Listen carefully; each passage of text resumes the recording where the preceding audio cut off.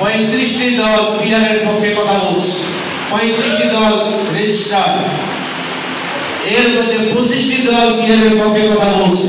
কেন বলছে? আমরা দেখছি যে এই পদ্ধতিতে নির্বাচন হচ্ছে, এই পদ্ধতি অনেক দেশে চালু থাকলেও আমাদের দেশের জন্য এই পদ্ধতি কোনো সুফল বয়ে নিয়ে আসেনি। এক নম্বর, এই পদ্ধতিতে যারা নির্বাচন করার আগ্রহ প্রকাশ করেন তাদেরকে লাখ লাখ টাকা খরচ করে নমিনেশন দিতে হয়। তারা ভোটারদেরকে টাকার বিনিময়ে ভোট কিনে নির্বাচিত হওয়ার চেষ্টা করেন। এই দুটি কারণে এই ভোট প্রশ্নবিদ্ধ হয়ে যায়। শুধু তাই না, তারা গুন্ডা মাস্তান দিয়ে ভোট কেন্দ্র দখল করে নিজের পক্ষে সিল মেরে ভোট গ্রহণ করেন। আমরা দেখেছি এই কারণে অতীতে কোনো নির্বাচন সুষ্ঠুভাবে সম্পাদন হয়নি। জোরদার মূল্যকার এই নীতি চালু হয়েছে।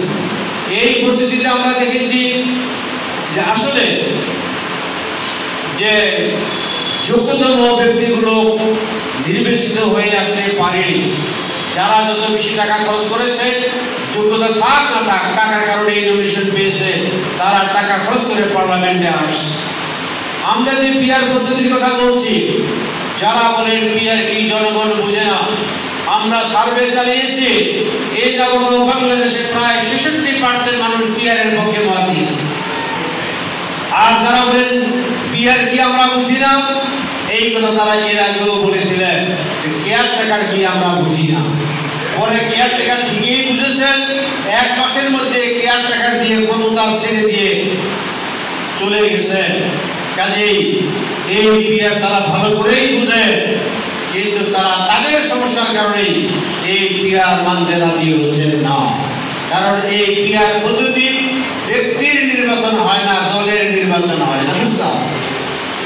আর এখনকার পদ্ধতিতে ব্যক্তির নির্বাচন হয়, ব্যক্তি দাঁড়ায় আর যে টাকা খরচ করে তার পক্ষে ভোট নেন দলীয় প্রতীক।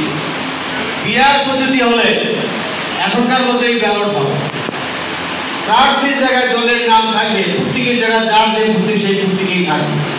আগে যেভাবে যে প্রতীকের ঘরে সিল মেরেছেন, এখনো সেখানেই সিল।